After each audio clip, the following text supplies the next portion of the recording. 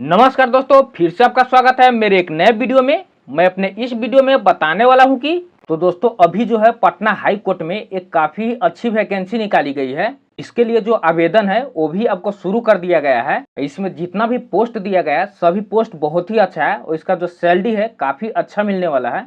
तो दोस्तों मैं इस वीडियो में बताने वाला हूं कि इसमें सिलेक्शन प्रोसेस क्या होने वाले हैं, क्वालिफिकेशन क्या मांगा गया है और इसका फॉर्म जो है कब तक फिल होने वाला है और कौन कौन लोग ये फॉर्म भर सकते हैं। तो इसमें जितना भी जानकारी मैं आपको टोटल डिटेल से बताऊंगा। अगर दोस्तों आपको मेरा वीडियो पसंद आएगा तो मेरे वीडियो को लाइक शेयर और इसी तरह का वीडियो देखने के लिए मेरे चैनल को सब्सक्राइब जरूर कर दीजिएगा। तो देखिए दोस्तों यही नोटिफिकेशन निकाला गया है। तो देखिए दोस्तों यहाँ पे आपको ऑफिशियल नोटिफिकेशन है, ये आपको पटना हाई कोर्ट के द्वारा जारी किया गया है। तो दोस्तों इसमें मैं आपको सबसे पहले पोस्ट की बात कर लेता हूँ कि किस पोस्ट पे वैकेंसी निकाली गई है। तो देखिए यहाँ पे बताया गया है इंग्लिश स्टेनोग्राफर के पद पे ये जो है वैकेंसी निकाली गई है और इसका जो भर्ती आपको होने वाली है बिहार हाई कोर्ट में आपका भर्ती किया जाएगा और इसका जो सैलरी आपको 20,000 रुपया पर मंथ आपको सैलरी दिया जाएगा। और दोस्तों इस वैकेंसी में सबसे बड़ी बात यह है, ये जो वैकेंसी है आपको संविदा के आधार पर वैकेंसी निकाली गई है और संविदा के आधार पर जो वैकेंसी निकलती है वो सरकारी तो नहीं मानी जाती है लेकिन सरकारी के तरह ही माना जाता है। अगर इसमें आप अच्छे ढंग से काम करिएगा तो आपको इसमें जो है फिक्स भी कर दिया जाता है आपके जॉब को। आप 60 साल तक भी जॉब कर सकते हैं। अगर आपका काम अच्छा नहीं रहा तो आपको बीच में भी निकाल सकता है। इन बातों को आप विशेष याद रखिएगा। देखिए इसमें मैं इसको पोस्ट के बारे में बता देता हूँ कि कितने पोस्टों पे यहाँ पे वैकेंसी निकाली गई है।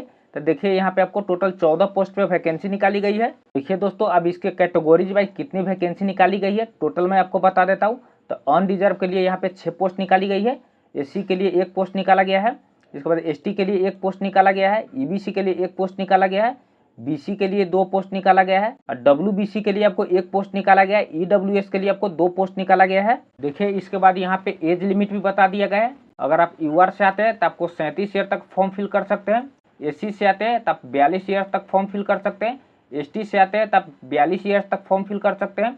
इसके बाद ईबीसी के लिए आपको 40 ईयर्स रखा गया है, इसके बाद बीसी के लिए आपको 40 ईयर रखा गया है, डब्ल्यूबीसी के लिए आपको 40 ईयर रखा गया है, इसके बाद ईडब्ल्यूएस के लिए आपको 37 ईयर रखा। ये जो है आपको टोटल एज लिमिट बताया गया है सभी कैटेगरी के लिए। और देखिए यहाँ पे बताया गया कि मैक्सिमम एज लिमिट वुमेन यानी कि लड़की के लिए आपको जो है 40 ईयर्स रखा गया है मैक्सिमम एज।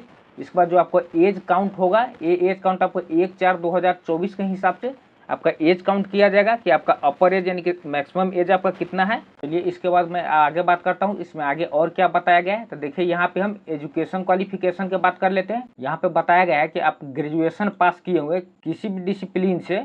तो दोस्तों यहाँ पे बताया गया है आप बीए किए हुए हैं या बीएससी किए हुए हैं या बीकॉम किए हुए हैं या बीटेक किए हुए हैं, किसी भी ग्रेजुएशन लेवल का आप कोर्स किए हुए हैं तो आप इस फॉर्म को भर सकते हैं। देखिए इसके बाद आगे बताया गया है, यहाँ पे बताया गया है कि आपको जो शॉर्ट हैंड स्पीड है इंग्लिश में आपको 100 वर्ड पर मिनट होना चाहिए और इसके बाद जो आपको इंग्लिश स्पीड बोला गया है टाइपिंग का ये आपको 40 वर्ड पर मिनट होना चाहिए। दोस्तों यहाँ पे आपको टेस्ट देना पड़ेगा कंप्यूटर कीबोर्ड पे।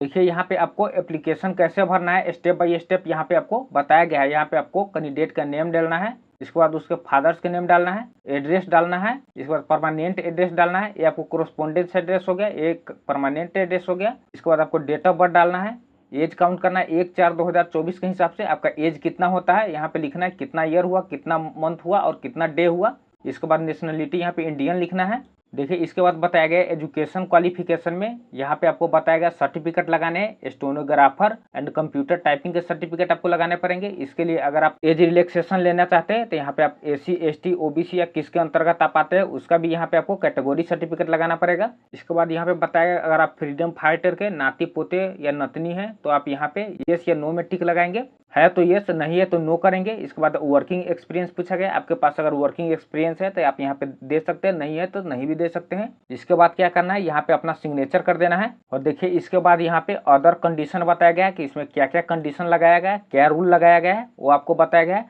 तो यहाँ पे फर्स्ट नंबर में आपको बताया गया है कि ये जो आपको जॉब होने वाली है फर्स्ट जॉब है जो आपको 11 मंथ के लिए कॉन्ट्रैक्ट बेसिस पे किया जाएगा। देखिए इसके बाद यहाँ बताया गया कि एक्सटेंड भी किया जाएगा यानी कि आपका जॉब को टाइम टू टाइम बढ़ाया भी जाएगा। अगर आप अच्छे से काम करते हैं, आपके काम को सराहना मिलता है तब, और नहीं तो आपको बीच में भी हटाया जा सकता है। इसके बाद दूसरा नंबर में देखिए बताया गया है कि 1 self attested passport size photograph, आपको पासपोर्ट साइज फोटोग्राफी आपको एप्लीकेशन में लगाने हैं और नीचे आपको साइन करना है। सेल्फ अटेस्टेड का मतलब होता है कि नीचे में आपको साइन करना पड़ता है और किस तरह से फॉर्म फिल करेंगे और कैसे करना है टोटल जानकारी बताऊंगा कि कहाँ से आप फॉर्म ले सकते हैं, कहाँ से फॉर्म आप डाउनलोड कर सकते हैं। चलिए इसके बाद आगे बताते हैं इसमें और क्या जानकारी दिया गया है। देखिए यहाँ पे बताया गया 3rd नंबर में अटेस्टेड कॉपी ऑल सर्टिफिकेट। जैसे आप जो भी जानकारी इसमें देंगे उसका फोटो कॉपी लगाना है। जैसे कि मान लीजिए कि आपका एजुकेशन क्वालिफिकेशन क्या है, क्वालिफिकेशन का हो गया, या SC ST से आते हैं तो आपको कास्ट सर्टिफिकेट लगाना पड़ेगा। अगर आप EBC BC या WBC से आते हैं तो आपको क्रीमी लेयर लगाना पड़ेगा। इसके बाद अगर आप किस स्टेनोग्राफी इंस्टीट्यूट से आप किए हुए उस इंस्टीट्यूट का आपका क्वालिफिकेशन लगाना पड़ेगा। अगर इसके अलावा आपके पास कोई एक्सपीरियंस सर्टिफिकेट यानी कि अनुभव सर्टिफिकेट, अनुभव है किसी चीज़ का तो आपको अनुभव सर्टिफिकेट यहाँ पे लगाना है। आपको यहाँ पे 2 कॉपी लगाने हैं, फोटो कॉपी। सेल्फ अटेस्टेड होना चाहिए यानी कि जो भी है आपको स्टाम्प और सिग्नेचर के साथ आप लगाकर यहाँ पे इनक्लोज यानी कि एक लिफाफे में आपको भर देना है, क्योंकि ये जो आपका एप्लीकेशन होने वाले हैं ऑफलाइन माध्यम से एप्लीकेशन होने वाले हैं। एक लिफाफा में पैक करके आपको भेजना है, क्योंकि इसका जो फॉर्म फिल होता है ऑफलाइन माध्यम से फॉर्म फिल होता है। देखिए इसके बाद आगे बताया गया है इसका जो लास्ट डेट है, लास्ट डेट आपको काउंट किया जाएगा। इसका लास्ट डेट आपको काउंट किया जाएगा कैसे, तो इसका जो डेट निकला है फॉर्म का 23/8/2024 का ये फॉर्म निकला था। इसी हिसाब से आपको लास्ट डेट है यानी कि 23/8/2024 के हिसाब से 15 दिन के अंदर ही आपको फॉर्म फिल करके भेजने हैं। इसके बाद अगर आप फॉर्म भेजते हैं तो आपको फॉर्म जो है रिजेक्ट कर दिया जाएगा। एक बात और समझा देता हूँ कि इसका जो फॉर्म है आप 1 या 2 दिन पहले भेजिएगा, क्योंकि आपको स्पीड पोस्ट के माध्यम से भेजिएगा तो आपको 1 से 2 दिन आने में टाइम भी लगता है। इसलिए कोशिश करें कि 13 तारीख तक आप फॉर्म फिल करके भेज दें। देखिए यहाँ पे इसका एड्रेस दिया गया है, advocate general Bihar high court Patna, इसका पिन कोड दिया गया है। इसी एड्रेस पे जो है आपको यहाँ स्पीड पोस्ट के माध्यम से इस फॉर्म को भेजना है। देखिए इसके बाद आपको आगे बताया है इनकम्प्लीट एप्लीकेशन, यानी कि आपका जो एप्लीकेशन है इनकम्प्लीट रहेगा, पूरे नहीं भरा हुआ रहेगा, तो आपके एप्लीकेशन को जो है रिजेक्ट कर दिया जाएगा। और देखिए इसके बाद सबसे पहले इसमें क्या होने वाला है, आप स्टेनोग्राफी टेस्ट होगा, इसके बाद इंटरव्यू होगा, इसके बाद जो आपको है ओरिजिनल सर्टिफिकेट का सत्यापन किया जाएगा, इसके बाद वेरिफिकेशन होगा, इसके बाद जो है आपको भर्ती कराई जाएगी। और देखिए यहाँ पे आपको बता दिया गया है नो TA या DA, यानी कि कोई भी आपको TA DA नहीं दिया जाएगा स्टेनोग्राफी टेस्ट के लिए या इंटरव्यू देने जाते हैं तो आपको कोई भी TA भी है यानी कि यात्रा खर्च जो है आपको नहीं दिया जाएगा, अपने पल से ही लगा के आपको जाना पड़ेगा। अगर दोस्तों आप इस फॉर्म को भरना चाहते हैं, आप इच्छुक है, इसका क्वालिफिकेशन को आप फुलफिल करते हैं तो आप इस फॉर्म को भर सकते हैं। और इसको फॉर्म को किस तरह से भरना है मैं आपको टोटल जानकारी दे देता हूं। इसके बाद देखिए दोस्तों इसका जो फॉर्म है दिखा दे रहा हूँ कि किस तरह से आपको फॉर्म भरना है।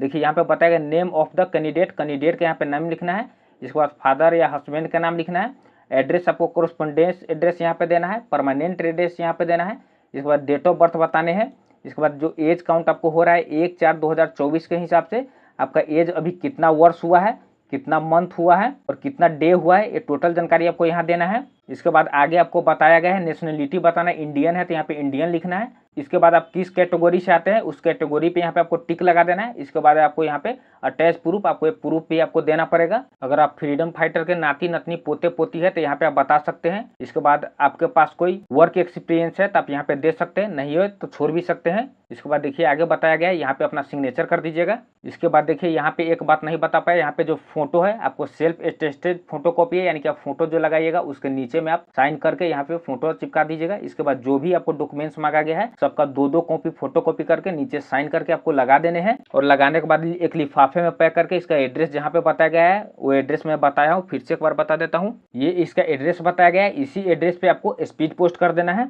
अगर दोस्तों आप इस फॉर्म में इच्छुक है, आप इस फॉर्म को भरना चाहते हैं, इसका जो क्वालिफिकेशन है उसका फुलफिल करते हैं, तब इस फॉर्म को भर सकते हैं। तो देखिए दोस्तों इसमें जितना भी जानकारी दिया गया था मैं आपको पूरे डिटेल से बता दिया हूँ। अगर दोस्तों आप इसी तरह से सरकारी योजना और सरकारी वैकेंसी से रिलेटेड वीडियो देखना चाहते हैं तो मेरे वीडियो को लाइक शेयर, मेरे चैनल को सब्सक्राइब जरूर कर लीजिएगा, क्योंकि दोस्तों आपके एक लाइक और एक सब्सक्राइब से हम लोग मोटिवेट होते हैं। तो चलिए दोस्तों मिलते हैं अब नेक्स्ट वीडियो में, बस आज के लिए इतना ही।